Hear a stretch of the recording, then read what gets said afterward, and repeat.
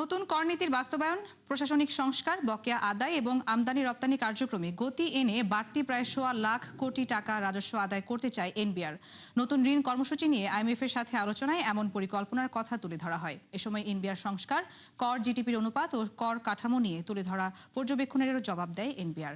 বিশ্লেষকরা বলছেন, আইএমএফের চাপে নয়, বরং এসবই বাস্তবায়ন করতে হবে নিজস্ব তাগিদে। মইনুল হাসান জানাচ্ছেন বিস্তারিত। নতুন ঋণ কর্মসূচির জন্য আইএমএফ প্রতিনিধি দলের সবচেয়ে গুরুত্বপূর্ণ অংশ ছিল এনবিআর। দ্বিতীয় দিনই সংস্থার উচ্চ পর্যায়ে একাধিক সভা করে আন্তর্জাতিক মুদ্রা তহবিল, যেখানে জোর দেয়া হয় রাজস্ব সংস্কার, আয় বাড়ানো এবং বিভিন্ন খাতে কর ব্যবস্থার পুনর্বিন্যাসে। নিজেদের অবস্থান তুলে ধরার পাশাপাশি এতে সুনির্দিষ্ট পরিকল্পনার কথাও জানায় এনবিআর।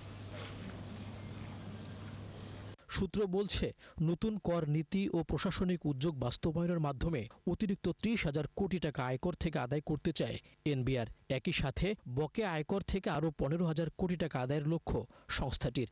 সব মিলিয়ে শুধু আয়কর থেকেই প্রায় ৫০,০০০ কোটি টাকা বাড়তি আদায়ের পরিকল্পনা নিয়ে এগুচ্ছে সংস্থাটি। প্রধান গুরুত্ব পাওয়া উচিত কিন্তু হলো দুটো জায়গায়। একটা হলো আমি আমার কর ব্যবস্থাপককে কি করে আমরা আরো বেশি আধুনিক করতে পারি, এবং সেইটার সাথে আমার ডিজিটালাইজেশন এবং আমার গুড গভর্নেন্স কিন্তু জড়িত।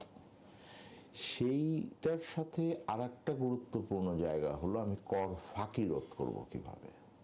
কিন্তু এই বিষয়টা খুব বেশি আমি দেখি না যে আইএমএফ এর সাথে সরকারের যখন আলোচনা হয় তখন খুব গুরুত্ব পায়। একক ভ্যাট হার বাস্তবায়নের চাপ আছে আইএমএফ এর পক্ষ থেকে, যদিও চলতি অর্থ বছরের বাজেটে বাস্তবায়ন হয়নি তা।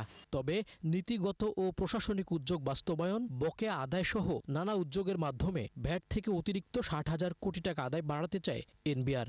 বাড়তি আয় বাড়ানোর উদ্যোগ থাকছে আমদানি রপ্তানি পর্যায়েও। বিশেষজ্ঞরা বলছেন, আদায় বাড়াতে জোর দিতে হবে এনবিআর এর অটোমেশন ও ফাঁকি বন্ধে। রেভিনিউ আবার ইমিডিয়েটলি কিছু বাড়ানোর কিছু জায়গাও আছে, যেমন আমাদের ট্যাক্স এক্সাম্পশন বা ট্যাক্স এক্সপেন্ডিচার অনেক জায়গায় রেশনালাইজ করার সুযোগ আছে। রিটেইল লেভেলে অনেকে আছে ভিএটি নেটওয়ার্কের মধ্যে না, তাদেরকে এই ভিএটি নেটওয়ার্কে আনার সুযোগ আছে।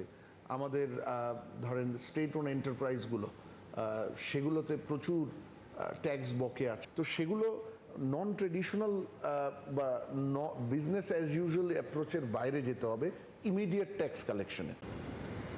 রাজস্ব আদায়ের গতি বাড়াতে দীর্ঘদিন ধরেই তাগাদা ছিল এনবিআর এর নীতি ও বাস্তবায়ন নিয়ে আলাদা বিভাগ করার। অন্তর্বর্তী সরকারের সময়ে সেই উদ্যোগ নেওয়া হলেও আটকে যায় শেষ সময়ে। যদিও এনবিআর ভাগ নিয়ে ইতিবাচক বিএনপি সরকারও। বিশেষজ্ঞরা বলছেন, আইএমএফ এর চাপে নয়, আর্থিক খাতের সংস্কার দরকার নিজেদের প্রয়োজনেই।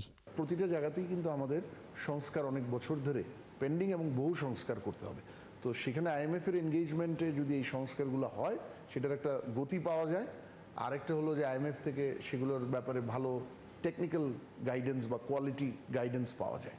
তো সেই জন্য এনগেজমেন্টটা চালু রাখা আমার মনে হয় গুরুত্বপূর্ণ। আমাদের অর্থনৈতিক সংস্কারের জায়গাগুলোকে যদি আমি গুরুত্ব দিয়ে এখন বাস্তবায়ন না করি, আমাদের এই অর্থনীতি যেই ধরনের জায়গায় পিছিয়ে যাবে, সেইটা থেকে আমরা আর কবে আমাদের জীবনকালে রিকভার করতে পারবো সেই সংখ্যা কিন্তু থেকে যাবে। সুতরাং এটা খুবই গুরুত্বপূর্ণ একটা। চলতি অর্থ বছরে এনবিআর রাজস্ব আদায়ের লক্ষ্যমাত্রা ৬,০৪,০০০ কোটি টাকা। সে লক্ষ্য পূরণে সবশেষ অর্থ বছরের তুলনায় সংস্থাটিকে আদায় করতে হবে অতিরিক্ত প্রায় ২ লাখ কোটি টাকা।